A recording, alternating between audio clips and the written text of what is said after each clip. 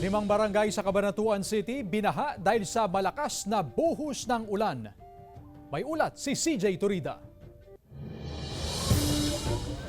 Nakararanas ng pagbaha sa Barangay San Juan Akfa, Cabanatuan City. Nasa 20 individual ang inilikas sa lumang barangay hall habang ang iba ay pansamantalang nakikituloy sa kanilang mga kamag-anak. Sa kabuuan, nasa 5,000 residente sa barangay ang apektado ng baha. Iba po kasi, pangkaraniwan po kasi, sanay na rin sa ganyang mga sitwasyon na pagbaha natin. Kaya yung iba, ayaw rin po talaga kumagi sa bahay.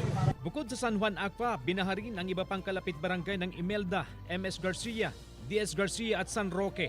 Pati ang ilang bahagi ng Barangay Santa Arcadia, Mabini Homesite, Valle Cruz at Barrera.